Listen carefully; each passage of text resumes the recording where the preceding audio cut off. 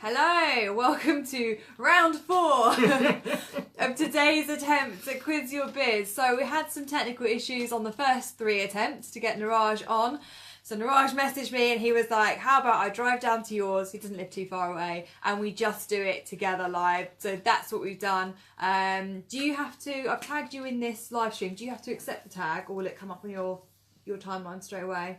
I may have to accept it, but either way, we're on live here, so that's no problem. That's awesome. Yeah, just to clarify, I don't live far away. By helicopter, it's about 2 minutes. By car, it's about 45. Okay. Actually, no. By car, it's about 20 minutes. But because of the road works, it's about 45 minutes getting here. 50 minutes. Welcome to the joys of late and buzzing. Yes, wonderful. The traffic. Oh, I can't even talk about traffic, but the traffic around here is absolutely shocking. So it's taken him a while, but we're here. And we're excited to go. So Dan is in the background sharing the video for us. Can you guys hear us okay? Can we get a little sound check? We have our super cool, super professional microphone here for sound quality, but we don't know if it's working. So if anyone could just comment and let us know if Dan's just tapping his earpiece, he can hear us okay. Oh, and any questions you have as well? Oh yeah. I got a pen and a paper, just fire away and I'll give you some answers. Oh, that'd be perfect. Yeah, so any questions, ask them as you go along. That would be wonderful. And at the end of this, thank you, Nicole. Nicole says, yeah, she can hear us.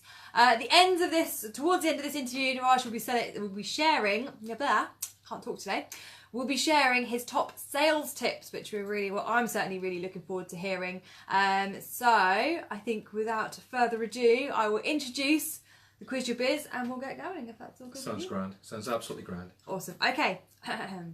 Hello and welcome to Quiz Your Biz, the bi-weekly show where we interview people to find out about their businesses and experiences. For top tips and inspiration on running your own business and to learn about other topics of interest, have a listen today where I, Rachel Graham, interview Niraj Kapur about his business, Everybody Works in Sales. At the end of this interview, he will be giving us his top 3 sales tips. To view any previous episodes or to listen to the podcast, please visit quizyourbiz.com or search for Quiz Your Biz on your podcast app. Okay, so let's start off by finding out a little bit more about you and about what you do. So can you introduce yourself? And okay, so that's back time. Hi everybody, I'm Niraj. I help businesses like yours generate more revenue. And I do this because I'm an expert sales coach and trainer, and I'm author of the Amazon bestseller, Everybody Works in Sales, because every single one of you watching works in sales. And, you know, most people need to sell, but most people don't like selling, or selling makes them uncomfortable. And that's where I come in. I kind of teach them techniques and tools they can use that kind of put them at ease. I don't teach 20 ways how to close a deal. I don't believe in that. Sales has changed more in the last 3 years, in the last 20 years really. It's all about engagement, it's about process, it's about how you connect with people. That is way more important than here 5 or 10 ways to close a deal. Awesome, awesome. So why did you start? Why did you get into this line of business? Okay, I'm going to take you back to a time before the internet. Probably before you were born. So there was a time before the internet? There was a time before the internet. I used to work in an office with no internet, no mobile phone. I had no computer at my desk. Everything was on A5 cards. Wow. Yeah, those were the bad old days. How did you cope? It was really difficult. It was a dangerous role back then. It was hard. And actually, it was a simpler time, but we got more work done. I bet you did, yeah. Nothing to distract us really from work. I mean, people didn't look at their phones every 5 minutes. They actually did work in those days. Oh my God. And they weren't stressed out. And we got a lot done in those days. So what happened was 2 years prior to that, I was unemployed. I left Belfast because it wasn't the nicest place to be in the 1970s and 80s, and I wanted to discover the world. So I came to London thinking, I'm going to make it, I'm going to be a great success. And I spent 2 years in the dole and suffered a lot of depression and ill health. And it wasn't, I had no friends in London, I had no family here. I was very isolated. And you would not recognize me 20-something years ago. 20-something, let's go with 20-something. Okay. So it was pretty difficult. And I did what I guess any messed up, screwed up person does. I got a job working in sales. that was all I could do. I had no qualifications for anything. Yeah. And after spending a few months working at really bad companies where they give you a script and give you 60 seconds to learn your script, and you're on the phone, which is the worst way to teach anybody. None of those jobs worked out, and finally I got a job at a company whereby they actually trained me for a week. And they taught me about selling and how to connect with customers, and that's how it all starts. So I started off at the very bottom on £10,000 a year in London, which is nothing. I mean, that doesn't even cover your rent in London. And I worked my way up and up and up and up and up and up, and that was how it worked. That's awesome. And I reckon a lot of people could probably resonate with the, you know, you came in with big dreams that ended up on the dole. I'd be very interested to see how many people have found themselves going through that journey, who've got big dreams, who want to achieve things, but then things don't quite start out as they expect, and things don't improve as quickly as they expect, and they kind of start a lot. And men, unfortunately, are very bad at asking for help. I know this conversation is going in a slightly different direction, but I think it's an okay direction, because in business as well, you cannot be isolated. And I was very isolated. And because men find it difficult to reach out for help sometimes. Now I don't. Now I have no problems asking for help. But when you're younger, it's really hard. And I was trying to do everything by myself, and you can't. In business, you have to have friends, allies, a mentor, a coach, or people who can help you. And I wish, looking back, I'd reached out to people and hadn't been so stubborn. You know. Typical bloke. Typical bloke. Make 1,000 mistakes and then I learn from them. Awesome. So why should you, so there's lots of coaches and such out there, why should somebody use you instead of the competition? That's a really good question. I've spent years getting coached, and I've spent years when I worked in corporate London. I spent 23 years in corporate London having sales coaches. And what really surprised me was a number of things. Most sales coaches haven't sold for years. Whereas when I coach my customers, I often go on meetings with my customers. And that surprises them, because most sales coaches don't do that. And the second thing I do is I keep people accountable. So a lot of coaches will do a training session or a second training session, and you never hear from them again. But what's vital about coaching is keeping people accountable. So a week after I coach, I always do a follow-up call, which is free of charge. I do this as part of my service. I don't charge extra for it, to say, okay, have you learned what we discussed? Has it been implemented? If not, why not? What challenges have you had, and what's worked really well? And the accountability is what makes you successful. It's not just what I tell you, it's keeping you accountable. And that's powerful. And the third thing, of course, is I've written a book. I mean, writing a book gives you a certain authority, but the fact it reached number 17 on Amazon under business, which is really cool, and the fact it's been the top 100 6 times. And I did a post 2 weeks ago with me and Richard Branson. He was 41, I was number 40. Only lasted a few days, but it was quite nice. I'm doing a second post this Sunday actually on LinkedIn. I got number 55 last weekend, because I sold about 70 or 80 books and a few hundred Kindles just in the space of a few days. So I went back up to the top 100 again. So most coaches don't write books. They have ebooks, which are okay, but writing a book is a different skill completely. It really is. That's a huge amount of credibility. Thank you. And most coaches don't have that. Yeah, that's awesome. I think that's a really good reason to use you instead of the competition. Thank you. So tell me, do you have anything launching soon, or any interesting events or anything we might be interested to know about? Not really, no. Next question. Okay. I don't think so. No, we have an event. So here's the thing. I've spent the last 2 years going to events. And what really surprises and often disappoints me is, especially in London, you pay hundreds of pounds for an event, and you hear all these speakers, Rachel. They give you advice for about 5 minutes, and then they spend about half an hour selling their mastermind groups, their courses. And it's infuriating, because you've paid all this money, you've given up your day, sometimes 2 days, and sometimes you've got to get hotel fees as well, and you spent hundreds, sometimes thousands of pounds, and all they do is sell to you. And I don't like that. So I wanted to create an event where I had expert speakers who just gave advice. So Rachel, all the speakers, they can't sell their programs, they can't sell their mastermind groups to you. I mean, during the break, you're more than welcome to talk about it, but while you're talking to the audience, all you do is give value, nothing else. And that's really, really important. So this event is called Transform Your Business. And I've got 9 expert speakers, and I did a lot of research asking people, what do you want to know? And they said, we want to understand more on sales, we want to understand more on marketing, more on transformation. And one of the key things was health and fitness, because it plays such an important part in business.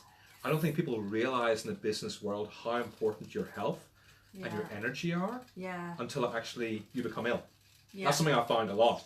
And people need to understand this beforehand. That's why I got you involved, because I like how you come across. I like the fact you have no filter. I get concerned by the fact you have no filter sometimes, but I'd rather you had no filter and kind of said what was on your mind rather than hold back. And I think in a group of speakers, it's not just getting 9 very good speakers. It's getting 9 very different speakers.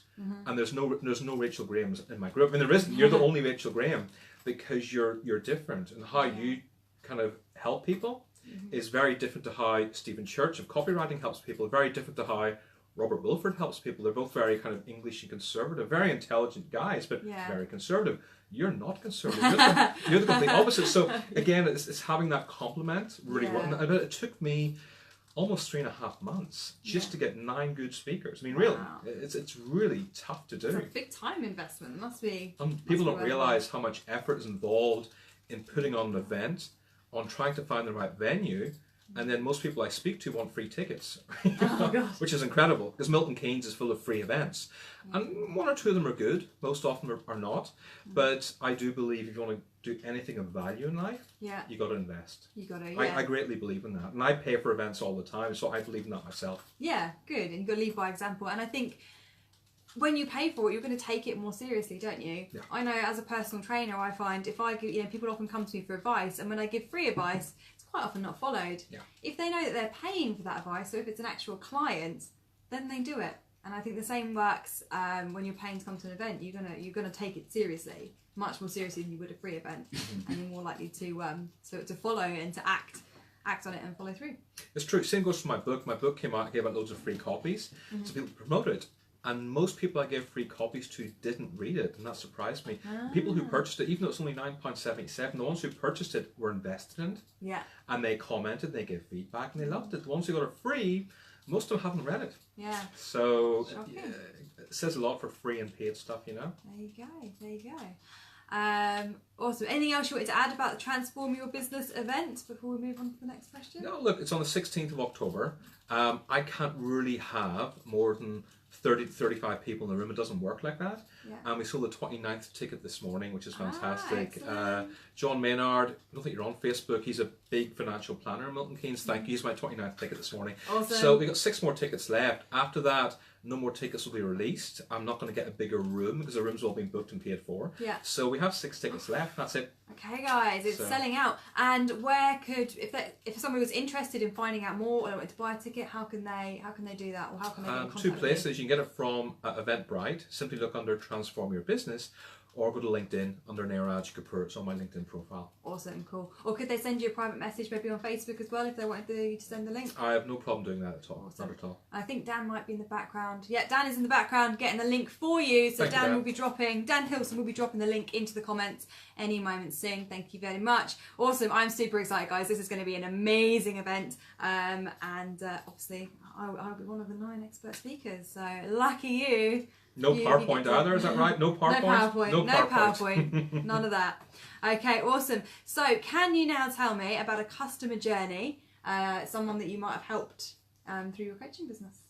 Well, it's quite interesting because if you look at all the people I work with in the sales industry, whether it's Milton Keynes, Bedfordshire, Northamptonshire and Buckinghamshire, those are where most of my clients are at the moment. Yeah. And no matter whether it's a micro business or an entrepreneur or even a small business of 5 to 10 people, almost everybody goes through exactly the same problem. Yeah. And the problems are almost the same. And the most common problems are most people cannot pick up the phone or don't want to pick up the phone and call people. Yeah. The second most problem is most people can't write sales emails. I'm constantly shocked, not only by the number of emails I get every day, but how badly written most of these emails are. Okay. And the third thing is most people don't know how to present.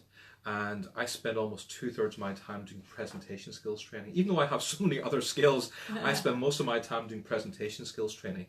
And those are the 3 biggest challenges people have in business when it comes to sales at the moment. Okay. I mean, there's other tips I'll happily share with you shortly, but those are the 3 biggest challenges businesses face at the moment. Yeah. And that's quite interesting. And so if you look onto my LinkedIn profile, there's 2 useful things you'll find. The first is I've written 22 sales and business articles. It's all for free. And I know we discussed the idea of free, but LinkedIn's free. I can't make you pay LinkedIn. No, yeah. LinkedIn is free, but I've written 22 articles on sales and business. You will get so much value just by reading those. You don't have to give me your email address or sign up for anything. It's just there to enjoy. And then under my recommendations, you'll see about 6 recommendations in the last almost 2 months from local businesses saying how much value they've got because they were a bit unsure about selling, and all of a sudden they've got a really good deal, which has helped the business cash flow. Or they were really awkward presenting, and now they're presented in public for the first time, and it's very successful. And these are only the ones who've given me the a lot of them I haven't even asked yet. But helping people, seeing people get results is for me one of the best bits of coaching. Because in sales coaching, it's not a 4-week or an 8-week or a 12-week process. It's a very quick fix. I have to help people as quickly as possible. A business or a life coach you may spend years with. A sales coach, I have to fix things very quickly. Yeah. And that's the difference. Awesome. And I think going back to the free content, I know we sort of said about free content, but do you know what? Business and life is full of small contradictions anyway. I think in terms of giving away free content on something like LinkedIn, I'm all about free content and blog posts and stuff on Facebook. That's where I do mine. It is a great way to generate long-term sales, because that's what builds people's trust in you. And I think to give away a certain amount of free content so people can get to know you and get to know that what you're talking about, and then they get the results that they've already said. And that's just from your free content. So imagine if you're paying him as your coach, what you can then get from that. I think that's really, really awesome. Oh, absolutely. Absolutely. Cool. Okay, so now we'd love to hear a bit more about you and your business journey so far. So first of all, I'd really like to know I'm just going to have to click this so it goes down. Yeah. What does success mean to you? Success is when a client calls you or sends you a text, because we are in a digital world. A lot of the time it's by text, to say, thank you so much for your help. I was nervous about speaking in public before, now I can speak.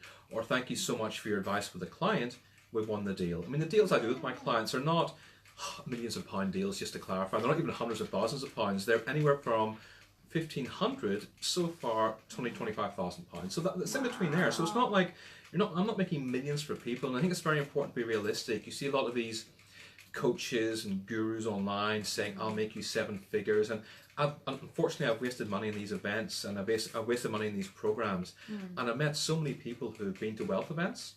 Not one single person is wealthy, not one single person became a millionaire. None of them even make 100 grand. I mean, seriously, people make false promises all the time, so I make real promises. So when I help people, I help them improve by thousands, sometimes tens of thousands of pounds, but not millions. I'm not going to make you a millionaire. So it's important to know that. But on my LinkedIn profile, you'll see so many recommendations of people who just said, thank you so much. I've now achieved this success because of your help. And that's one of the best feelings in the world, because it's like, what I'm doing is right. And to me, that is success. It's not the amount of money you make.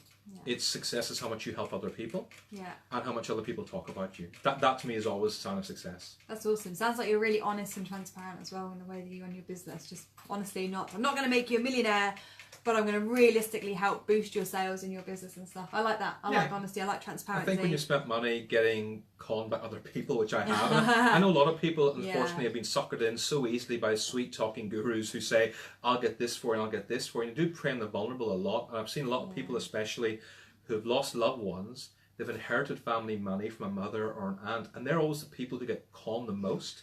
And I see this a lot on wealth events. I see it a lot on property events, where people they give away thousands of pounds because they think this person's going to save their life.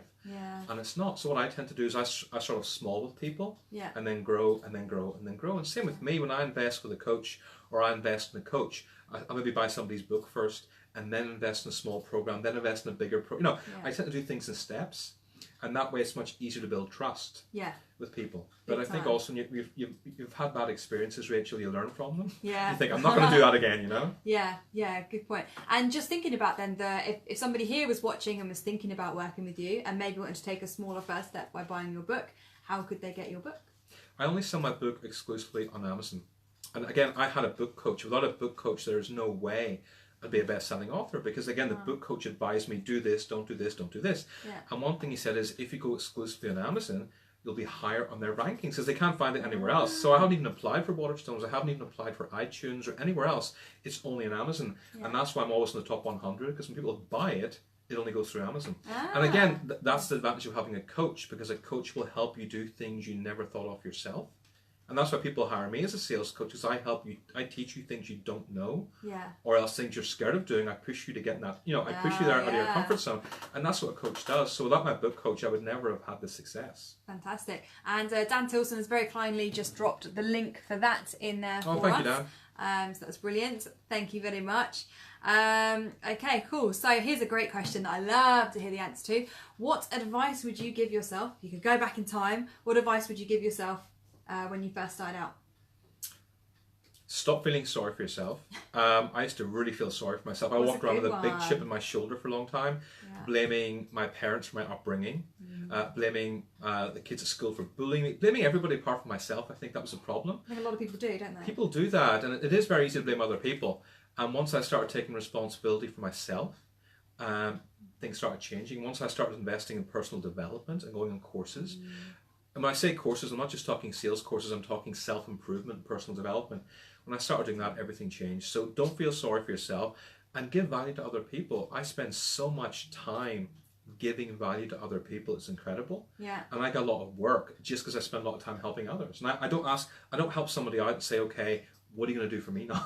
I don't. It doesn't work like that. It doesn't. I remember you were about to launch your program. I gave you loads of advice saying, why don't you do this? Why don't you do that? And this is before I really knew you. Yeah. I didn't ask you for anything in return. I didn't That's say, right. Rachel, I've done you a favour, do me a favour. I never asked for anything from you. Never felt like you were expecting anything. I didn't. And I didn't want anything. I just did it Yeah. for as goodwill to give you some good advice, because I'd seen some coaches in America doing some stuff. I thought, that's really good. Yeah. That was it. And that's really important. You add value. We became friends because I gave value to you. Yeah. That was it. That's awesome. Thank So you. it makes a difference. Does, big time. Builds that trust, doesn't it? Okay, so here's another juicy question that I really like to ask. Steve says, yeah, well, we're neighbours. Yeah, he's about 20 minutes in good traffic away from me. In good traffic. Good traffic. Yeah. So another juicy question, and I think this is great for other business owners, especially if they're starting out or in their first 2 years of business, to hear from other business owners, what's the biggest mistake you've ever made? In running my own business or in general? Well, preferably in running your own business, but if you've got something else in mind in general, then let's hear that. When I set up my business this year, the biggest mistake I made was trying to do everything myself. So Yeah, I did my yeah. own bookkeeping, I did my own accounting, I did my own admin, I did my own expenses. You're doing everything yourself. Yeah. And the problem is, what you should really be focusing on is what you're good at. So now I've got a virtual assistant every week who helps. I know I have people do my website for me. I got somebody once a week I hire who does my marketing for me. I got somebody once a week I hire who does my SEO for me. I outsource a lot. And as a result, because people always ask me how I get so much done. Yeah. And it's not that I work 15, 16 hours a day. I don't, because I'm a human being. I work about 12 hours a day, sometimes 13, which I think most entrepreneurs kind of do. Yeah, especially. But I can't work 15, 16. I've tried it. It's not an enjoyable experience. No, It really I wouldn't isn't. do that. It makes you miserable. It's not good for your health working 15, 16 hours a day. But I would say most hardworking people, most self-employed people I know do work very hard. Yeah. And they do put in between 10 and 12 hours, which I think is more than enough, really. Yeah. But definitely don't do everything yourself. Outsource it to other people and focus on what you're good at. 100%. That's on a business level. On a personal level, the biggest mistake I've made, not listen to my wife, I think. Don't tell her I said I like that. this. But don't tell her I said that. But yeah, she's very smart. She often gives me advice. I don't take it. And then 6 months later, I'm like, you were right. It's easy And then I to listen to ignore her. advice from the loved ones, isn't it? It Those really closest is. to us. Because my wife doesn't do things. Our relationship's kind of interesting because she's almost like the man. Sometimes she's very tough, no nonsense. Yeah. Sometimes no, which just says, do this, sort this, and be quite blunt. Yeah. Whereas I'm more the caring, kind, loving one. So I sound terrible. But she doesn't say, she's quite blunt sometimes in how she says things, but she's always right. Yeah. Unfortunately, I can't sing that, but it's true. She is always right. Oh, awesome. Steve's just said you're also live right now in the Sales Mindset group. Is that Steve? Is that you that's shared us there? If so, thank you very much. Oh, thank you so much, Steve. I'm grateful. I follow Steve I think online. Dan just put his hand up. Actually, that might have been Dan. Was it you? Oh, okay, yeah, it was Dan. Thank you, Dan. But thank you for letting us know. Yes. Yeah. Sorry, you follow him online. I follow Steve online. He gives so much brilliant advice. Yeah. And I've commented quite a bit on his Facebook and also on his LinkedIn profile because it's important that on your journey, even as a coach, I spend a lot of time going to events, but I also have my own coach. Yeah. And I also invest in people like Steve Knapp and Dan Disney, just so I can always get better. I'm always improving, and you always got to keep learning as well. Isn't it? It's really important. Yeah. Very important. Awesome. Excellent. Thank you. And what's the biggest challenge you had to face so far in business? Or maybe in life? In business, I think not going insane is really hard sometimes because here's the thing.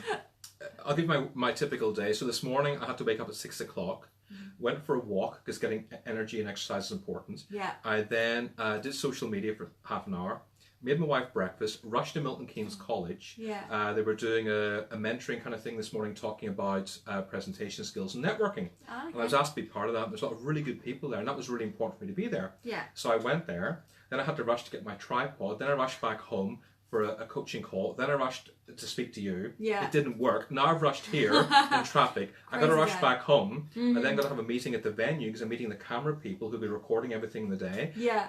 And all of a sudden it's 5 o'clock, and it's like, I haven't replied to my emails yet today. I haven't done any reading today yet. I haven't even been on Facebook hardly today, apart from when I spoke to you briefly.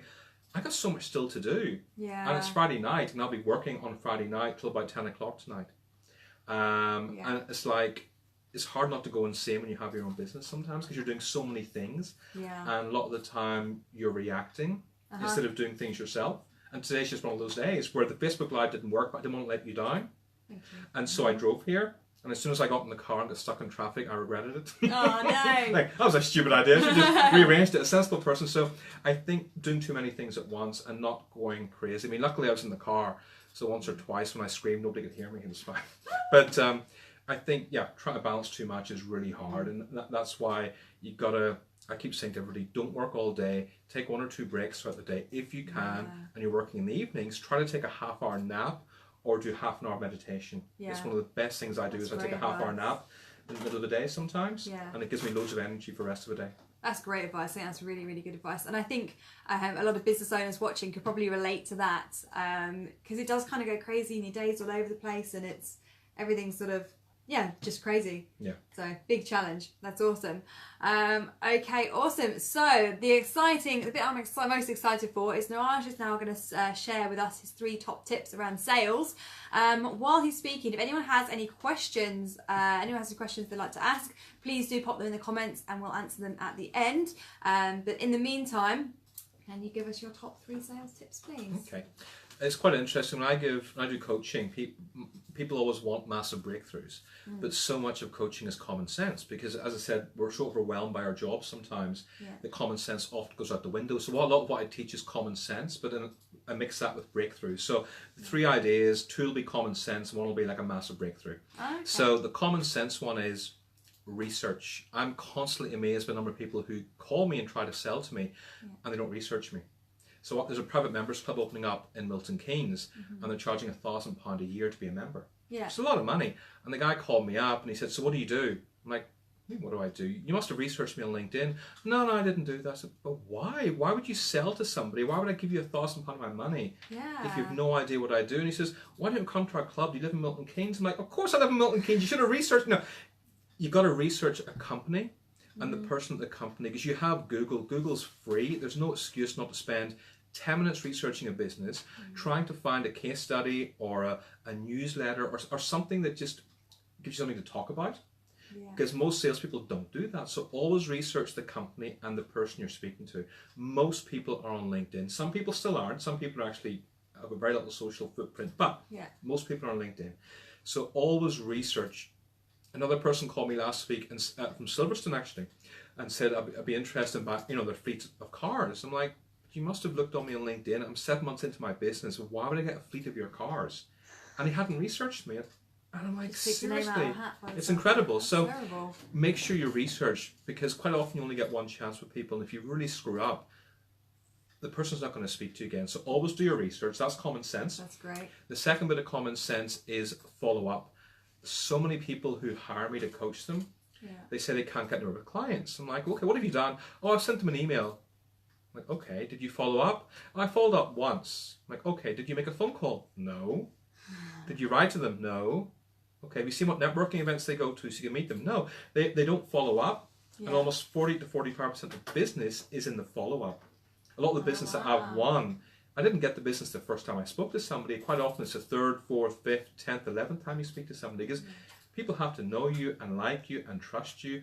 And depending how much money you charge, the more money you charge, the more they have to trust you. Yeah, definitely. So, and if it's something like sales coaching, which a lot of people don't think about, when you want to make more money in your business, Rachel, most people will do more SEO, they'll do more tweets, more LinkedIn posts, they'll send more emails out.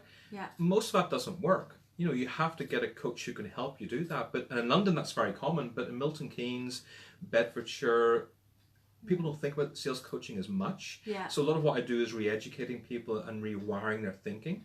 So always follow up, always research. That's common sense. Yeah. In terms of a massive breakthrough, one of the best things I do, which has helped my career, is I send thank you cards. You said about this Yeah, before. and it's haven't really, you? really It's a big powerful. one. I had somebody, an actual coach who I met 2 months ago, and I sent her a card saying, thank you so much for your time. Yeah. She put this on LinkedIn, saying she received a card from me, and the number of comments, and this went on for 4 days. Wonderful idea, it's a brilliant idea, we should be doing this. You know, and it created a lot of debate as well about the importance of saying thank you. People get too many emails. I don't know anybody who says, you know what, I wish I had more emails. I wish I had more emails. I don't get enough. Nobody says that. People have too many texts. People are so distracted. And in the post, all people get are bills. Yeah. Or bad flyers or kebab takeaway menus. They don't get stuff, you know what I'm saying? They don't get thank you cards. And certainly over the age of 30 or even 21, you don't really get birthday cards either. But, you know, thank you cards are appreciated. Yeah. And a number of times a client has picked up the phone and called me to say, thank you so much for the card. I haven't had one in years. I really appreciate that. And all of a sudden, you're having another conversation with them. And I always send thank you cards to people who have been really helpful towards me or been really nice to me. Even if the client pays a bill on time, you know, for the first time client pays a bill in 28 days and they pay within 20 days, I send them a thank you card. It makes such a big difference. Yeah, I can imagine. And it's a really important way to show appreciation to somebody. Don't send a text or an email. Really, people have enough texts and emails. Send a thank you card. And that's a big breakthrough for so many people. And it just creates a stronger relationship as well, you know? That's brilliant. That's awesome advice. And that's definitely something you've said a few times. I'm going to start giving that a go, I think. It really does work. Awesome. Okay, do we have any questions from the viewers? This is your chance, guys. Have you got any sales questions? Niraj, do you have anything else at all that you'd like to add, or would you like to mention Transform Your Business one more time? There's only 6 tickets left. 6 tickets remaining. Yeah, I'll mention 2 things. Yeah, 6 tickets remaining for Transform Your Business. Like I said, the speakers won't be selling. They are there to give you value. You have a great lunch. You have a power networking session. And you're going to learn a lot about your business. And if you want your business to really succeed this year and especially next year, that's why I created Transform Your Business, is to help other business owners and to help other people do better in their business. And in terms of sales, you know, connect with me on LinkedIn. Like I said, I rarely sell on LinkedIn as well. People are always quite surprised about that. I think being a sales coach, they expect me to sell all the time. Yeah. But my value proposition isn't selling to you all the time. My value proposition is giving you value. That's why it's called value. Yeah. And I have 22 articles on sales and business. It's there. It's on my profile. Enjoy reading it, and I hope you get a lot of information from it. And if you do and you find it useful, you know, check out Everybody Works in Sales. It's £9.77. You'll get about £9,777 of value out of it. That's what people kind of equate it to. So it's worth doing. It's only 160 pages, and it's more importantly, it's told in storytelling format. So a lot of books you see in sales and business are full of stats and figures, and research has shown people connect with stories 10 times more than just stats. And this is my story of my life, and in each chapter there's a lesson I've learned in sales that you can now use in your business and sales. So I think that's why the book has worked well, because it's my story, so it's quite unique. Awesome, awesome, thank you. Dan Tilson has posted a great question, and I think a lot of people, especially if they're coming from the 4 networking group, will be interested to hear. It says, how can you sell at networking events without sounding salesy? Oh, I love that. Great question, Dan. One of the things that surprises me at networking events is a lot of people you meet immediately, first thing they say is, so what do you do? And then when you tell them, they listen for a second and then start talking about themselves. And this happens a lot at networking events. Cringy. And so when I do coaching and training in this, we actually do it as a live role play. Yeah. So it's kind of fun. So I bring a volunteer on stage or in the room with me, and we actually do a practice. And one of the first things I always teach people to say is not, what do you do, but what brought you here today? So how come you're interested in this? And all of a sudden you're having a different conversation. You can small talk about the weather, you can small talk about the traffic. Those are 2 very common conversations. Yeah. But just asking somebody what brought them here today is a really good question. And if you're walking into an event and there's nobody there, just go to the drinks area because that's where people who are by themselves tend to go. And I've made so many great connections at networking events by approaching people who are by themselves. Yeah. Because when people are by themselves, it's not that they're difficult, it's just that they're a bit shy. And that's all. And that's all it is. Sometimes people are just a bit shy or a bit awkward networking events. And I often find they're the most interesting people to speak to. Yeah. So always try and find people who are by themselves. Every now and again you will meet someone who's a bit weird. I'm sorry, that's the law of nature. But most people I've met in networking events who are by themselves are genuinely nice people. Yeah. So do that. Always ask questions and show interest in the other person. And I got a really simple rule of thumb, and I was doing it this morning as well. I did it on Barclays. I was sales training Barclays a few days ago. Just treat the people you meet, strangers, treat them like your mates. And treat them with the same kind of care and love that you would show your friends. And you won't go far wrong. Obviously, don't tell dirty jokes, but just treat them with the same love and the same care you would treat somebody who's a friend of yours. And really, that way networking events become much more enjoyable. And you also form connections much, much quicker and show interest in the other person. Awesome. Yes, showing interest in the other person. I feel like a lot of people skip that step. Dan's got another great question. Any tips for your intro / 40 seconds to get people to talk to you? So just for those of you that aren't familiar, so we both use something called For Networking. It's a business networking group, and anyone who's familiar with business networking groups will know that in most groups you get around about 40 seconds to introduce yourself to the room and tell everyone a little bit about who you are and what you do. So the question is, so any tips for getting people to want to talk to you during that introduction? Yes, don't tell people what you do, tell people about your outcome. So I did some sales coaching with an accountant, and people always make jokes about accountants at networking events because they all say the same thing. I help people do their taxes, I help people do VAT. It's not very interesting. So I said to this person, talk about your outcome or talk about the greatest thing you do. And she stood up and said, I help save my clients £1,700 a year. If you're interested, come and talk to me. And all of a sudden people are like, wow, because she led with the result, not what she does. Yeah. So I don't say, hi, I'm Niraj, I worked 23 years in London, I have so much expertise, I have all this knowledge I can help you with. No, the first thing I said was, I help businesses generate more revenue because I'm an expert sales coach and because I'm an Amazon best-selling author. So that's very deliberate because people want to know how you can help them. People don't really care about what you do. People don't care that you work in health and fitness. People don't really care you're a qualified personal trainer. People care about the fact you help them get results. You help them lose weight. You help give them more confidence. That's way more important than saying, hi, I'm Rachel, I'm a mum, and I live in Leighton Buzzard, and my company's called RG Fitness. I don't care. I really don't. What I care about is you get me results. Awesome. Always lead with the results, never what you do. Okay, so rather than, hi, I'm Rachel, I'm a personal trainer, it should be, hi, I'm Rachel, and I help people lose stones and stones of weight. And make them feel good about their bodies. Feel good about the bodies. Because a lot of people don't feel good about their bodies. They really don't. That's true. Even people you think would do, don't. So I would say do that from now on. I help people feel good about their bodies. Guys, see, you always learn things on these shows. Thank you for that. So let's just see if we've got any other questions. Rob's waving. Dan says, great answer, thank you. Steve says, sales, boom. Okay, any final words you'd like to add? I would love to know after the show. I can be reached at Niraj at everybodyworksinsales.com or contact Rachel. I'd like to know in the next week, what have you done that what I've mentioned today? Has anything benefited you at all? Have you implemented anything? Because it's not just me giving advice, it's you implementing the advice and using it in your business. Yeah. And that's the most important thing always. So please contact Rachel or drop me an email, Niraj at everybodyworksinsales.com, or connect with me on LinkedIn and let me know what have you implemented and more importantly, what benefit have you got from it. Awesome. Thank you very much. Okay, thank you again to Niraj for joining me on this edition of Quiz Your Biz. Oh, hang on, quick comment from Dan says, it's not what you know, it's what you do. Yes, and Dan's always saying that it's what you do with the information that you have. It's not enough to know it, you've got to implement it. Thank you very much. Okay, tune in next time on Wednesday where Reese Smith will be doing the next interview. Our interviewee is still to be confirmed, time is to be confirmed, but it will be next Wednesday by Reese Smith. And thank you for watching. For all editions of Quiz Your Biz, please remember you can check out quizyourbiz.com. That's it from us.